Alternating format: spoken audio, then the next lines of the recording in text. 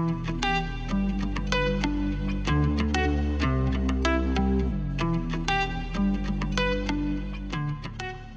everyone, and welcome to The Prompt, a Systems Unlimited podcast. This is our first ever episode. I'm Katie Cummins. I'm the Director of Strategy and Analytics at Systems. And with me today is my co-host, Kathy Brooks. Kathy is an HR manager in charge of benefits. Kathy, how are you? I'm doing great, Katie. Thank you. I'm so excited for our very first guest. Me too. And we got a good one for our first ever show. It's Mona Kenyon, the CEO of Systems Unlimited. Mona, thank you for doing this. Woo! How are you? I'm doing good. I'm so honored to be the first guest. It's a big deal. It was kind of a no-brainer. Well, yeah, but still. Well, I think we just want to spend today as an opportunity for our staff, who's our main audience for the podcast, to get to know you a little bit. Kathy and I have both been really lucky to work for you and work with you pretty closely. So we like to think we know you a little bit well, at least. But a lot of our staff don't necessarily have that experience. You know, we're so spread out across the state, really. So we're just hoping to use this as an opportunity to ask you some questions about your life at Systems, about your life outside of Systems, and maybe give some people insight into what's the life of the CEO at Systems like and what you have in mind for the future of the agency. So I guess the natural place to start is at the beginning. Give us your life story. Where are you from? Where'd you grow up? All right. Yeah, I'm actually from Illinois. I'm from northern Illinois in a small little grungy town called Rochelle. It's really, maybe 80 miles outside of the Chicagoland area. I grew up there until we moved away. I think we were in our early 30s when we moved away from Illinois. But grew up in the little town. We're known as the hub city. So the claim to fame is the number of trains that run through the town. And there's an actual hub where I think it's 5 different train tracks converge. And there's a museum there, and train fanatics from across the world will come to Rochelle to take pictures of these trains converging on the train tracks. So it's a huge deal. That is very proud. That is a huge deal. I'm picturing like Thomas the Tank Engine and like the spinning contraption so they can get on different tracks. Is that all originated in Rochelle? No, I don't know if it did or not, but I think he was. It would be cool if it did. I think he was English, that tank. But yes. But Ringo Starr was one of the voices on Thomas the Tank Engine. Oh my gosh. You know, we have some younger listeners that might not know who Ringo Starr is. Ringo Starr is the drummer for the Beatles. Do you want to sing us a little ditty? Don't trap her into singing. Okay. First of all, although it is a core part of Mona's character, if you've seen her around the office, she will occasionally break out into song. Absolutely. And she has quite a nice voice. Well, thank you. Yeah. That is not true, but I love to hear it. Don't encourage me. With these trains, I'm imagining that instead of going to the movies on a Friday night, you guys would get together and watch the trains. Was that an activity? Yeah, that was what all the cool kids did. We'd pull up and watch the trains. Wow, this is so wholesome. It's not true. The trains were the bane of our existence. You were constantly held up by a train. So you said you moved away from Illinois in your 30s? Yes. Yeah. So, well, actually, I left Illinois when I was 18. I went to community college in a little town near close to where I grew up, and that did not work out for me. I didn't go to classes, so I wound up going into the Air Force. when I was 18. So that's what got me out of Rochelle the first time. So I was stationed in Tampa, Florida, and then wound up discharging from the military, decided I wanted to go to school full time, and I moved back to Illinois and went to school using the GI Bill.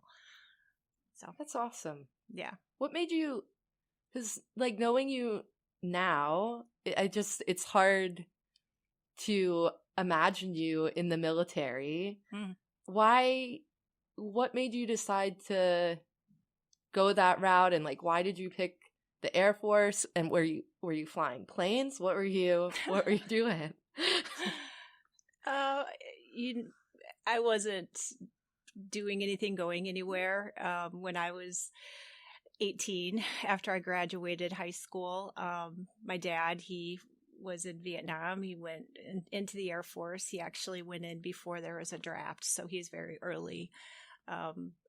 So that always stuck in the back of my head. It really was a last minute decision. I thought I need to do something. I went to talk to a recruiter, and 3 weeks later I was gone. So there really wasn't a lot of time to second guess this decision, but I'm really, really glad that I did it. I was somebody who was I still am extremely shy and very little confidence in anything. And going into the Air Force, you really are pushed. You don't have a choice. You will do these things. And I wanted to do something different. And so I signed up. I said I wanted to work with electronics in some way, and I wound up working on airplanes. So the F-16 airplane is what I worked on, the electronic flight systems of the F-16. So I worked on a flight line on these jets in Tampa, Florida. And that was extremely hard, but it was also the best thing that I ever could have done. I started going back to school part-time when I was in the Air Force.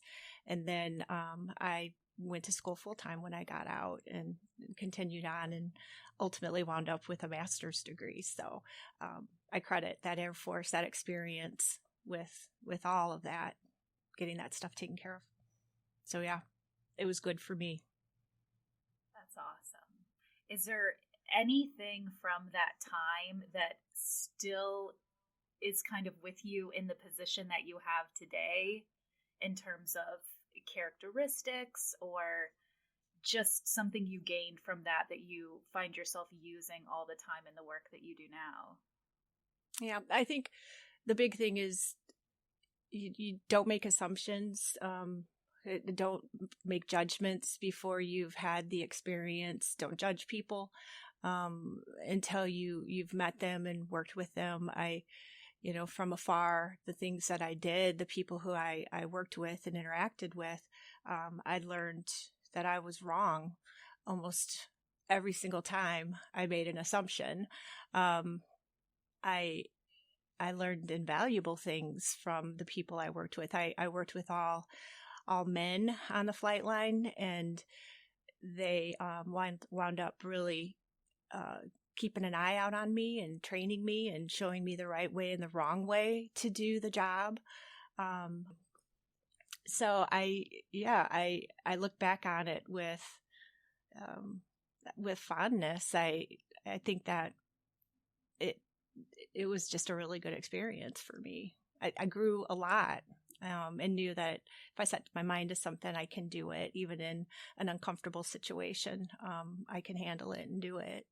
And I think I take all of that with me today with the things that are in front of me at work and in life in general. Absolutely. There's always a way. You can always figure it out. Did you, I know your master's is in education, right? What did you end up going to school for? Well, I got my bachelor's degree in speech language pathology and audiology, and decided I really wanted to work with people and with more of a counseling angle to it. In Illinois, I was licensed as a counselor, which is therapist here in Iowa, or at least it was back then. but I wanted to specifically work with people in higher education at community colleges. And for me, going to school was my way out of my life that I had back in Rochelle. So I wanted to work in that environment. So that's what I got my master's degree in. I found that trying to find a job in that narrow of a field, it was very difficult when we moved to Iowa. And that led me to look for other jobs. And at the time I saw a senior counselor position come up, and I saw that word counselor. And so I applied, and it was the senior counselor position here at Systems Unlimited. I had really no idea of the field, much less Systems Unlimited. So I came in and I interviewed with a woman, the coordinator. Her name was Janelle Rockwell, and she was a masterful salesperson. Like, she sold me on the agency. She did not even talk about specifics of the job. And my first day, I knew nothing. And I felt like I was in over my head. I was a supervisor for the first time, and doing work that I didn't know what I was doing, but I fell in love with the work. I fell in love with the people that I worked for at the house, and also with the staff. And so that kept me, that's how I got hooked with systems. I wasn't looking specifically for a job. I didn't know anything about systems, but I just got lucky. So for people who maybe don't remember or weren't around, so senior counselors were what we now call supported living supervisors. So you started, and what did that first week look like? Serious. And there were some very serious medical cares that were required at that location. And the staff did not welcome me with open arms, because here I was, a supervisor who had no idea what I was doing. So it was a situation where I had to really respect and earn that respect and be open to being trained by the staff that I was there to supervise. And it took time to build those relationships and to build an understanding and the confidence to be able to do the job. But again, it's one of those, if there's a will, there's a way. And there was a staff there, and she's not here any longer, but her name was Robin. And she had the best relationship with one of the men at the house. And I wanted that. I wanted that relationship. I wanted to learn how to do what she did. And she took me under her wing and taught me a lot. She was a wonderful staff. I think that's really awesome to share. We teach at Systems a newer class about supervision, and it often comes up, this is my first supervisory job, or, I got a position at a site where the people don't know me, or I don't have the background.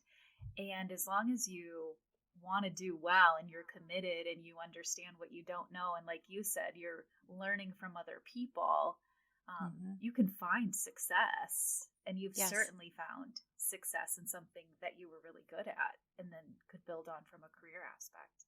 I think that message will go a long way. Yeah, that's a good way to sum that whole thing up, because that's exactly it. You got to go into these situations with an open mind and knowing you are not the expert. You can learn. You need to learn. You have to. You have to let that go. If you're really there for the people that we all serve, you have to let that go and learn from others.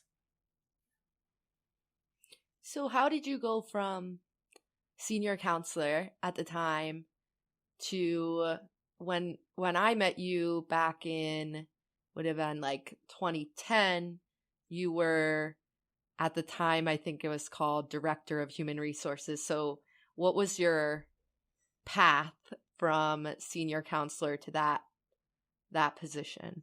Yeah. When we moved to Iowa City, we moved here because my husband took a job with the university, and he worked in the pharmacy unit at the university, and his hours were rotating weekends and also evenings. So it was one of those schedules that changed quite often. And I had a young children. I had twins who at that time were 8 years old, 9 years old, and we had a daughter who was under 2. So trying to balance the kids having no family, no friend, knowing nobody, it just became way too much to be able to balance all of it. And then, you are really on call at times when there's nobody else around. So I decided there was a job that came open in human resources, working with benefits. And I decided to apply for it. I'd never done any work with human resources work, but I applied. And the man who is in charge of the department, in fact, he was in charge of accounting and human resources, he called me and told me that I would not get the job because I didn't have experience, but he would be willing to sit down and talk to me about the field in general of human resources. And so I took him up on that because I wanted to learn more about it. And we wound up meeting for over an hour, and I left and really didn't think a thing about it. But a couple of weeks later, I got a phone call from him on a Saturday, and he said the woman that took the job, who was supposed to be starting, I think, on Monday, had backed out at the last minute, and he wanted to know if I was still interested. So that's how I got my shot at human resources. I was not even interviewed for the job, but I was interested in it, and I felt like it was something that I could do. And so I was given that opportunity. So that's how that started. I knew absolutely nothing about it. Wow, I never have heard that story. That's so serendipitous for you, for the agency. Like, it's wild how that ended up happening, and then look where you are now. It's just, sometimes things are just part chance, part making, I'm sure, a good impression in that hour-long conversation you had. Well, I think it's also, there are opportunities that are in front of you that don't seem like they're going to go anywhere. But if you're interested, you need to keep pursuing it, and you need to take that and talk about it and find out more and more. And things will happen, doors will open, and you don't know when you're going to get that call or that email or that opportunity. It could come up again. So yeah, it's important to do that. So how long were you gone at the university for? 2 years. I was gone for, and then you came 2 back. years. Cool. What made you decide to come back? Because I think that's such a common story. I have that story with going to school and coming back. Like, what is it that pulled you back in? It is so hard to nail it completely. I felt just this sickening homesick feeling after I left, and I knew I made a huge mistake. And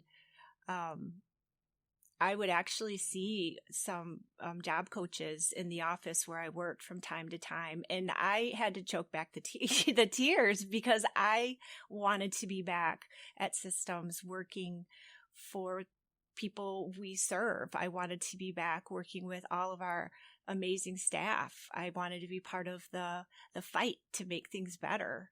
I wanted to be back to take care of our employees to the best that I could in my role. I just felt so passionate about what we do, and just the work environment, the senses of humor, all of it.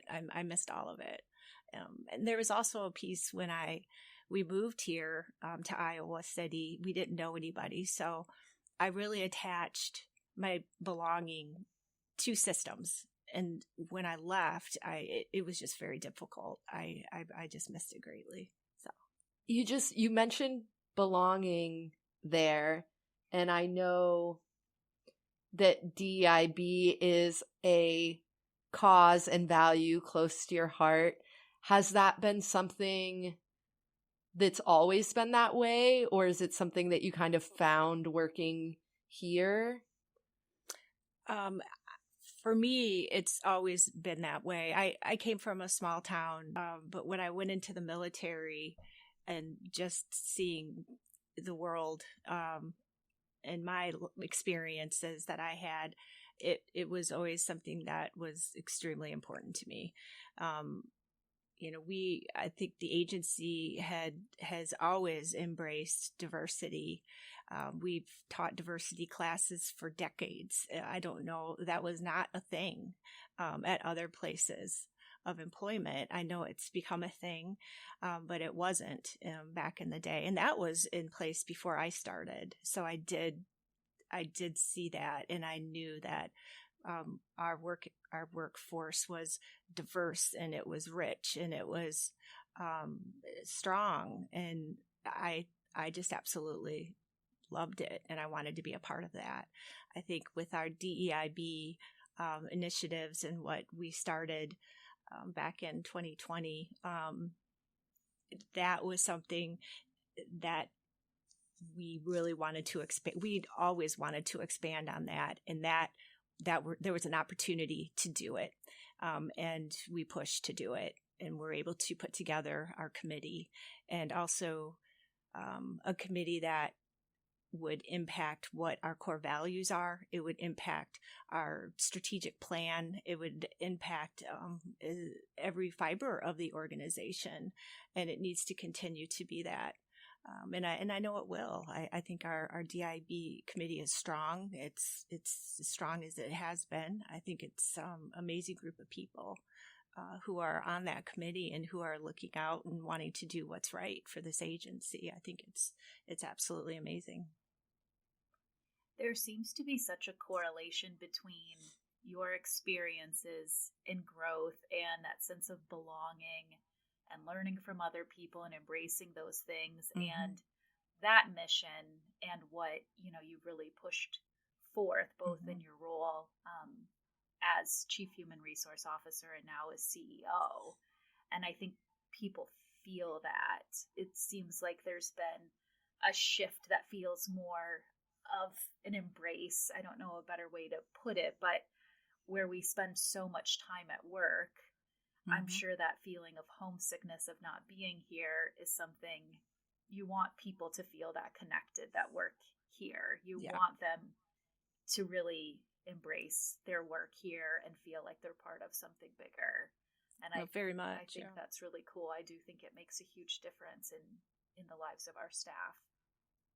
Well, I think our strength comes from our staff. We can always do better. We can always do more, and we need to keep pushing. But I think at the foundation of it is a celebration of our staff.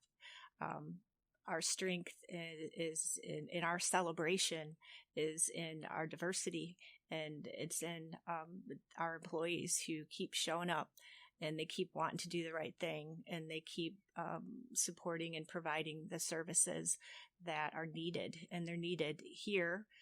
We have a long waiting list of people who want to be in our services, but there's an even longer waiting list across the state of Iowa for people who need services. It's in the thousands. So I want to see this agency over time and in a thoughtful way, but grow to be able to offer more services to people. I think that we have a winning mix of staff, and then also of our leadership, our management team. And I see only good things for this agency. I really do. I think it's an extremely exciting time right now. I'm very excited. It is exciting. And I know, have we hit your 1 year in the position yet? Yes, that was, I was interim in September of 22, and then I moved into permanent in March of 23. So March, it was a year. Yeah. Well, happy anniversary. Well, thank you. Thank you. I was kind of reflecting on that, and you have had, I'm sure, a somewhat unique opportunity to hire not one, but two, but actually in your process of your third, chief positions. Oh. So during your short tenure already as CEO, you've hired a chief service officer, you've replaced your former position with Mary and CR Chief, and now we're looking for a chief financial officer. Yes. So pretty exciting. What do you look for when you're hiring, these leadership positions? And what has that been like for you to have that many roles to fill that are such big jobs? Well, I think it's an opportunity. It's an opportunity for the agency to decide what is needed for where we're at right now and where we want to go. That's why that strategic plan is so important. But when I'm looking for a chief position, I think it's important that we have people who have that strong work ethic, but also that fight in them. The fight of, it can be difficult, and you have to be wanting to come back to keep pushing, and you have to have that drive in you. We have a lot of goals in front of us, and we want to set the standard across the state in the provision of services. But in order to do that, we have to keep pushing to be better. So I look for that, somebody who has kind of that edge to them that wants to keep pushing. Yeah, that's one big thing. Yeah. Is that, Mona, I'm just curious because in working for you in HR, I never knew, maybe I misread this, but I don't think you ever had in mind like, oh, I'd really want to be the CEO someday. That is one of my goals. But you fit, from my perspective, so well in the role. So what was it that made you agree to take this kind of wild jump into this very, very difficult, high stakes job? Like, what was it that made you, I guess, agree or interested in doing that? Well, I agreed to the interim position, and at that point, then I was interested in continuing to do it. I think that it's part of that pushing part, and always hopeful. And I'm optimistic type of a person. I see things as possible. I mean, of course, I get disappointed and down like everybody, but I really do feel like behind the next turn, there's going to be an opportunity, and there's going to be a chance at making a difference, and there's going to be a chance of success and doing the right thing. And I have been with the management team surrounded by others who feel the same way, and to bring all of us together on the same page and to be able to see that we can do this, we could really do this, is just the most exciting thing that I can imagine. And that's what kept me in it. It was the people I work with and knowing that we could do this. And it was also, and it always will be, the people that we serve. We're going to do it because of the people that we serve. That's why. So I don't know. This the excitement of the potential, the possibilities, I think is what made me decide, let's just do this. Let's give it my all, and let's just try and do it. So we're lucky you have that attitude, because I think it's been really positive. Thank you. I think so too. What's been your favorite part of being in the position in the last year, and what are some of the challenges that you see, maybe not even in the context of the position, but just for the agency? Like, what do you spend your time thinking about when you're thinking about it 24/7? What occupies your thoughts? Oh, good God. There's a lot. I think the one of the favorite things that I never thought would be a favorite thing was that working on that strategic plan. actually putting a plan together that had meaning to all of us, and seeing groups of people work across departments for the same thing, and knowing I'm not an expert at strategic planning, but bringing in somebody that was, and working through the process and making these decisions about what are the important initiatives for the organization, and everybody pulling together to do it. That was my favorite part, and working through the plan.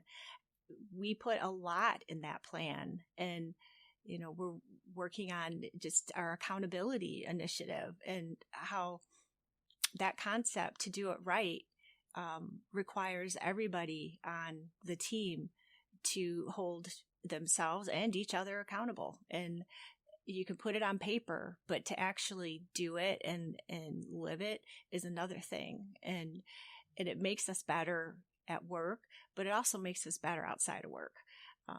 So that has been my favorite thing, I think, is working through that plan. One of my favorite things. Yeah. What keeps me up at night? I think getting paid for the work we do, making sure that we are working that it's an even playing field, that the changes that are being that the state is going through right now with our waivers, what's going to come out on the other end of that. What's that going to look like as far as billing and reimbursement rates? Are we going to be successful with getting a rate increase? Those are things that keep me up. And when something happens that I don't think is fair or right, we don't think it's fair or right, who else can I nag and bug to get their attention, to have this changed, to somebody to look at this, hear what we're saying, look at us. That stuff keeps me up at night. That's what causes me to send weird notes on my phone to myself about things that I need to do and look into. It's never ending. That's the fight too. That's the piece where you can't give up. You can't walk away. You got to keep pushing for this stuff. And I know I'm singing to the choir right now for those who have been in this fight for our reimbursement. This is not just me starting this. This has been going on for years at the agency. That's how we stay in business, but it is huge. I think it's so powerful to hear you talk about the fight and how it never ends and it's been going on forever. And that you also talked about your optimism and maintaining that. And I think that is something that kind of infects the rest of us in a good way, that we just have to keep going and we just have to keep fighting because we can make a difference. And there's really nothing more powerful or motivating than that, really, in this field that can be so hard and feel like you're pushing that boulder up the hill day after day. Yeah. The one thing that it's not one thing. Last year we started taking trips to Des Moines, and we were participating in an advocacy day. And it's a program that the Iowa DD Council offers to providers, where they will do training on how do you advocate when you go to the Capitol. And then also they will be with you when you're at the Capitol as you're trying to talk with different elected officials and share your message. And so this year was our second year where we took a group of advocates. We had 8 people that we provide services to who wanted to go to the Capitol and wanted to share their experiences and also share what they think needs to be done. So we took that trip, and it was the best trip that we've taken. I've taken quite a few now to the Capitol, and this was just absolutely amazing. The message was tight. It was very specific from everybody who spoke to different elected officials. Some elected officials who were chairs of the Health and Human Services Committee at the Capitol, so their positions there are big, and they had people really listening and taking notes and paying attention to what was being said. And it was just such a proud moment to know that I got to be in the room while this was taking place. And we need to continue to do that. And that right there is cause for optimism. That's cause for celebration, and that'll get you motivated being a part of those trips. So, for anybody who's listening to that or to this pod, let me know if you're interested in advocacy work. We need to do a better job as an organization to do more advocating and to be more systematic in how we advocate. And that is part of our strategic plan. But it takes a lot of us to do that. And it takes a lot of planning to make it happen and to do it right. So yeah, that was quite the motivator, is taking that trip. I would think most people have noticed over the past year that kind of increased visibility and transparency in terms of things that we're doing, where you guys are sharing during those monthly updates what's going on with various things. We're getting regular updates about the strategic plan and how things are being accomplished. I know that you encourage the management team to join other boards and really connect with people. What do you think is really going to be the ultimate benefit from those things that I know you're doing intentionally? I think it's important that we are one organization. We have 1,000 employees, but we also need to come together and pull for the same things. And the only way that's going to happen is if people see what's going on behind the scenes. They see how we're doing financially. They understand why, we need to keep an eye on how we're spending our money. We need to keep an eye on our overtime. Because that's not going to change unless we're saying, here's what's going on and here's what we need to do about it. And if you have ideas on how to fix it, then share them. Just get that everybody pushing in that same direction. I think that is the key to making real changes that will last, is to open everything up. We do amazing things, but we also have really hard things going on, and we don't do everything perfectly, and that's okay.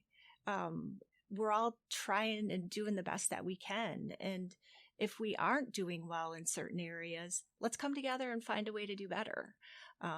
We can't be afraid of that. So I think that it's very important to be transparent with what's going on.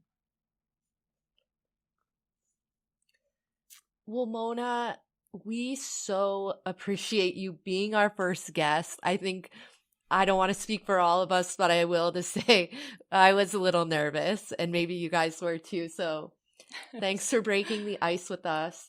Yes. I want to end with just one final question, which is there a cause outside of systems, outside of the work that we do, that you're really passionate about and want to take the free airtime to advertise it? Well, I think it's important. Something I'm passionate about is speaking your voice and voting, and making sure that you're getting out there and exercising your right to vote. That is a cause near and dear to me. I don't know if a cause is the right word, but that's something that is extremely important to me. I don't know if there's more to that than I need to say, but vote. Indeed, vote. I also wanted to add that I had read an article that in 2023, that was the first year that the number of female CEOs surpassed CEOs named John in the S&P 500 index. Wow. Think of that, people. The number of women CEOs surpassed CEOs named John. So in a field where we have lots of women employees, it is human services, definitely, predominantly female. I think we have a great mix here, which is awesome. But, heavily female, it is still quite an accomplishment to get to the level that you did.